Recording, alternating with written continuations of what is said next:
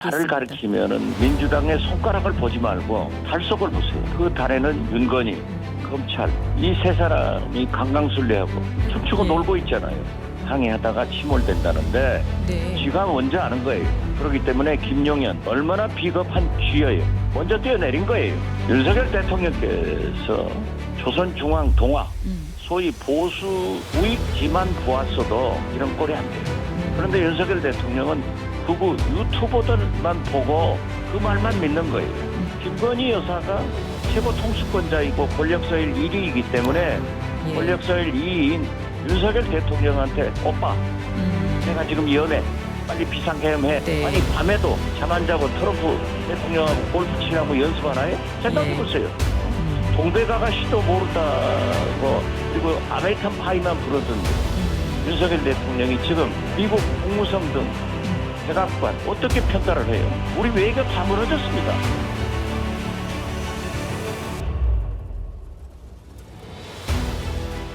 더불어민주당 박지원 의원님 지금 전화 연결돼 있습니다. 의원님 안녕하세요. 네, 안녕하세요. 박지원입니다. 네, 최근 인터넷 커뮤니티에서 의원님의 모습이 꽤 화제가 되는 것 같은데요. 대한민국 역대 17번의 계엄을 모두 경험한 현직 의원이다.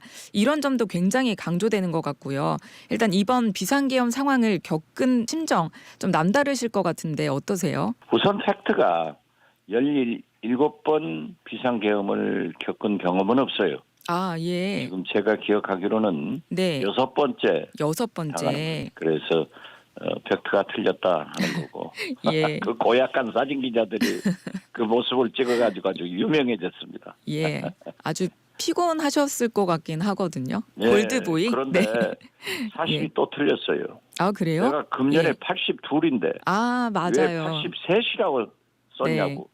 그러면 윤석열, 김건희, 한동훈 같으면은요 네. 명예훼손으로 고소합니다. 박지원이니까 고소 안 하지. 네, 알겠습니다. 현안 질의로 이어가 볼 텐데요. 우선 어제 민주당에서 최재해 감사원장과 이창수 서울중앙지검장 등 3명, 검사 3명에 대한 탄핵안을 이제 통과시켰잖아요. 사실 탄핵이 지금 22번째 이건 맞나요? 22번째 탄핵인데요.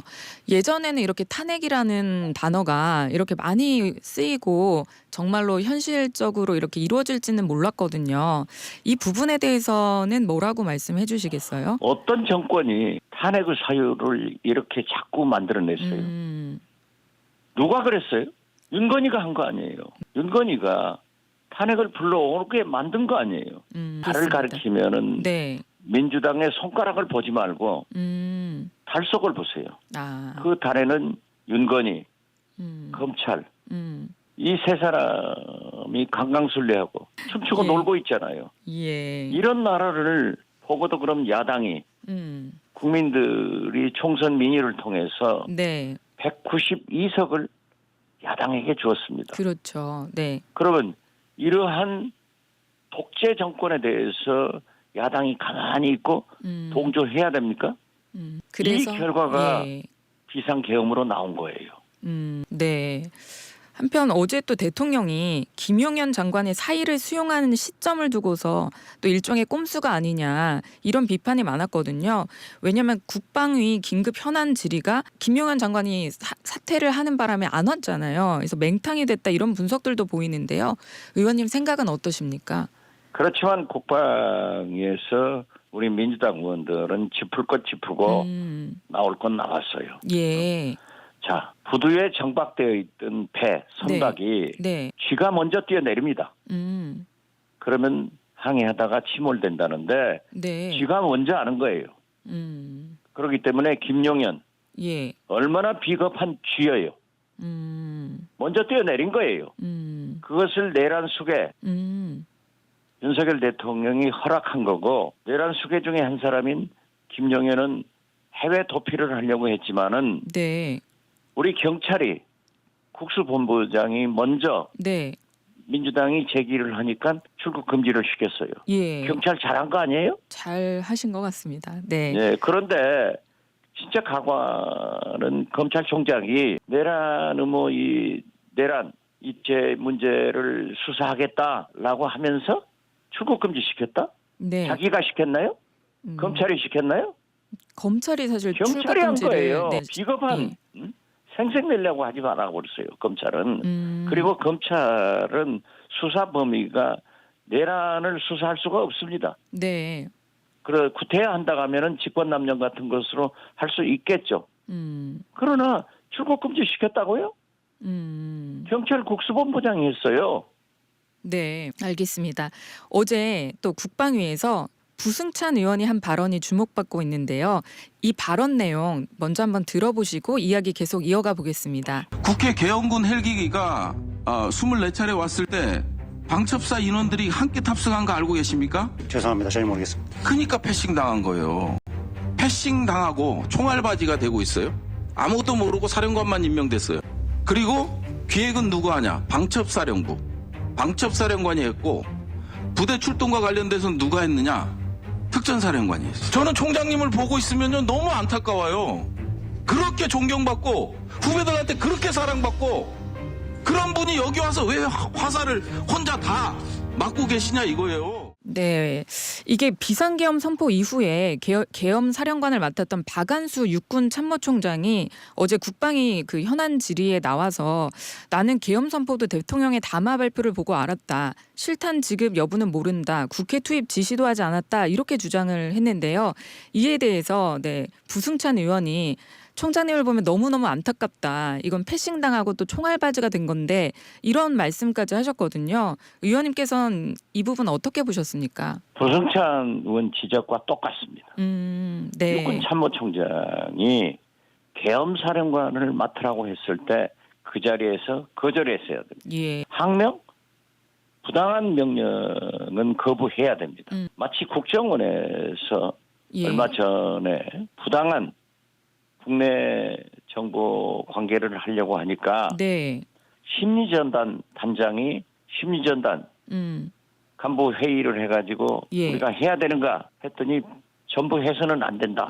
위법이다. 네. 하니까 거부를 했어요. 네. 그러니까 인사조치를 했는데 육군 참모총장도 이런 용감한 국정원 전 심리전단장 같은 그런 결기를 보였어야지 육군 참모총장 육군 대장이 시키니까 하고 아무것도 모르고 허수아비처럼 나와가지고 어제 그 구질구질한 그 모습은 우리 국민들이 또 한 번 네. 군에 대해서 실망할 수밖에 없잖아요.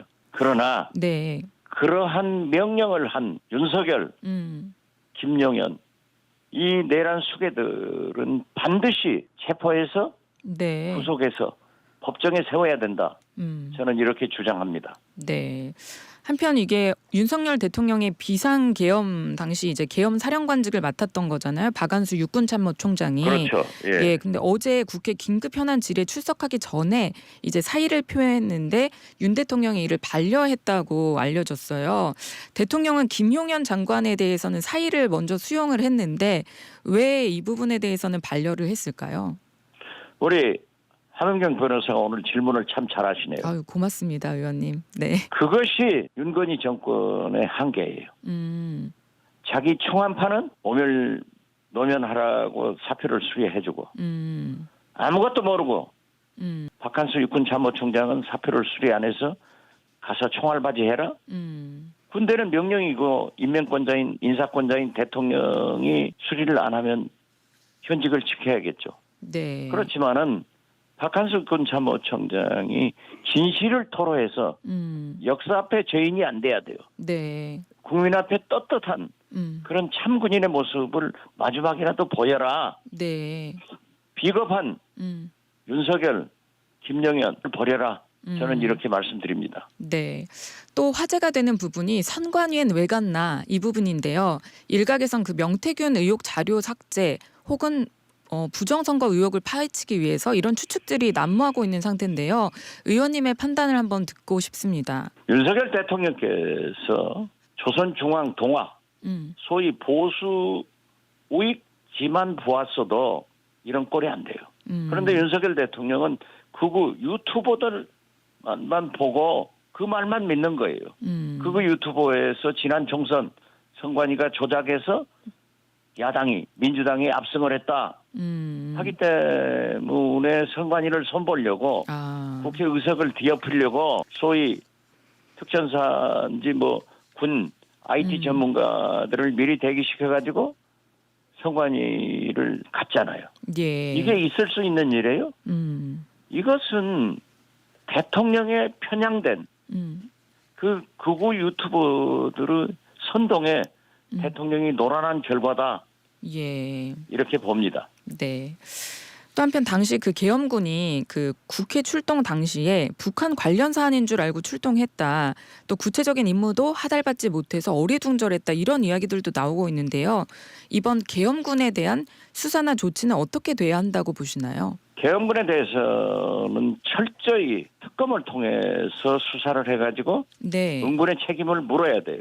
그렇지만은 저도 네. 당시 이 밖에서 국회에 진입할 때 네. 다행히 저는 얼굴이 많이 알려져 있어서 그런지 경찰이 제지를 하지 않았습니다. 예. 그러나 많은 우리 의원들이 심지어 국회의장, 네. 박찬대 원내대표 모두가 담을 넘어서 들어오는 그런 세계적 진풍경을 연출시켰어요. 네. 이게 경찰이 막았는데 나중에 헬리콥터로 군인들이 내려서 완전 무장을 하고 총 들고 국회 본회의장 유리창을 깨고 들어왔어요. 네. 이 사람들은 자기들이 몰랐다고 하는 것을 저는 믿습니다. 국회의장이 계엄, 무효를 하고 예. 의장께서 군인들은 전부 철수하라 했더니 전부 가면서 네. 미안합니다. 그러니까요. 죄송합니다. 예. 이것은 민심을 음. 우리 군이 국민을 위해서 존재하고 있다는 것을 증명한 거예요. 네. 그리고 어떤 군인인지 몰라도 네. 그 무기도 하나 남겨놓고 갔잖아요. 이것은 군인들도 역사 참 앞에, 힘들었을 것 같아요. 네. 역사 앞에 증거를 남겨놓은 거예요. 네. 그래서 저는 이번에 경찰청장 일부 경찰들은 아무 문제가 없다고 생각합니다. 네. 단지 윤석열 대통령의 대구 고검 검사 때 대구에서 형사과장을 한 현 네. 서울청장이 모든 문제를 만들어냈다. 그렇기 때문에 저는 경찰과 예. 우리 군에 대해서는 철저한 조사를 하고 수사를 해서 네. 그 명예를 지켜줘야 된다 하는 예. 생각을 갖습니다. 네.